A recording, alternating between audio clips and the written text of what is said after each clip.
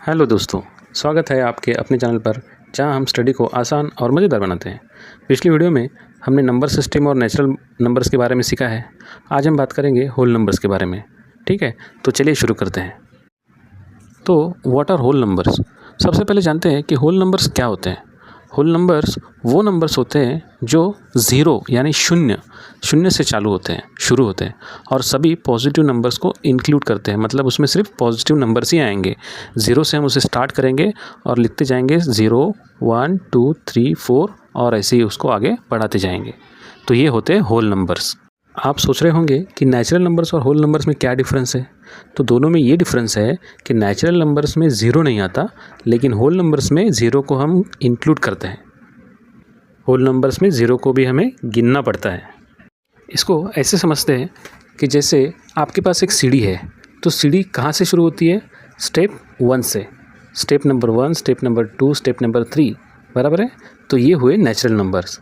और अगर हमें होल नंबर्स को समझना है तो हम बात करते हैं बिल्डिंग की। ठीक है, तो बिल्डिंग में जो फ्लोर्स होते हैं, तो ग्राउंड फ्लोर कहाँ से शुरू होता है? ज़ीरो से। तो उसे हम बोलेंगे ग्राउंड फ्लोर। तो वो शुरू होगा ज़ीरो से। तो दोस्तों समझ में आया आपको दोनों में डिफरेंस? आइए अब बात करते हैं properties of whole numbers. Whole numbers की जो प्रॉपर्टीज़ है उसके बारे में बात करते हैं। तो पहली प्रॉपर्टी है क्लोजर प्रॉपर्टी। इसका मतलब ये है कि अगर आप कोई भी दो नंबर्स होल नंबर्स को जोड़े या फिर उसको मल्टीप्लाई भी करें, तो जो रिज़ल्ट में आएगा वो भी एक होल नंबर ही होगा। एग्जाम्पल के तौर पे हम देखेंगे, जैसे 2 + 3 = 5। तो हमने ऐड किया यहाँ पे 2 और 3 जो कि होल नंबर है, और हमें जो रिज़ल्ट मिला दैट इज़ 5, वो भी एक होल नंबर है। तो इसे हम बोलेंगे क्लोजर प्रॉपर्टी। सेकंड प्रॉपर्टी है कम्यूटेटिव प्रॉपर्टी। इसका मतलब ये है कि अगर हम एडिशन और मल्टीप्लिकेशन करें होल नंबर्स का, और उसका अगर हम ऑर्डर भी बदल दें, तो भी जो रिज़ल्ट आने वाला है वो सेम ही रहेगा। एग्जाम्पल के तौर पे अगर हम देखें तो 2 + 3 = 5 होता है, और अगर हम इसको उल्टा भी कर दें दैट इज़ 3 + 2, तो भी हमें 5 ही मिलेगा। तो ये थी कम्यूटेटिव प्रॉपर्टी। नेक्स्ट प्रॉपर्टी है एसोसिएटिव प्रॉपर्टी। मैं आपको एग्जाम्पल देके समझाता हूँ। यहाँ पे देखिए, मैं 2 + 3 यहाँ पे कर रहा हूँ एक ग्रुप में, +4 ये कर रहा हूँ। तो इसका रिज़ल्ट क्या आएगा? पहले हम किसको सॉल्व करेंगे? 2 + 3 को। तो 2 + 3 होता है 5 और 5 + 4 होता है 9। तो इसका रिज़ल्ट आया 9। अभी हम इसको ग्रुप अलग करके देखते हैं। जैसे कि हमने 2 को अलग निकाला, 2 प्लस, फिर हमने ये 3 और 4 का एक ग्रुप बनाया, 3 + 4, इनको हमने डाला ब्रैकेट में। तो जब हम इसको सॉल्व करेंगे तो सबसे पहले सॉल्व करेंगे 3 + 4 को।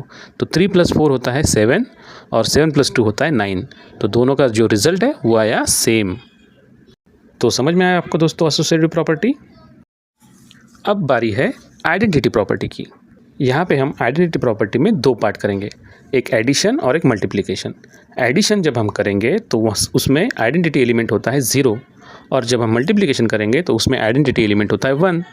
मतलब जब अगर हम एडिशन करने वाले हैं तो कोई भी होल नंबर के साथ अगर हम 0 को ऐड करेंगे तो हमें वो सेम होल नंबर ही मिलेगा, और जब हम मल्टीप्लिकेशन करेंगे तो अगर हम मल्टीप्लिकेशन करेंगे होल नंबर का 1 के साथ में, तो हमें सेम होल नंबर ही मिलेगा। अगर एग्जाम्पल देखना है तो यहाँ पे मैं कर रहा हूँ 5 + 0, तो इसका रिज़ल्ट क्या आएगा? 5।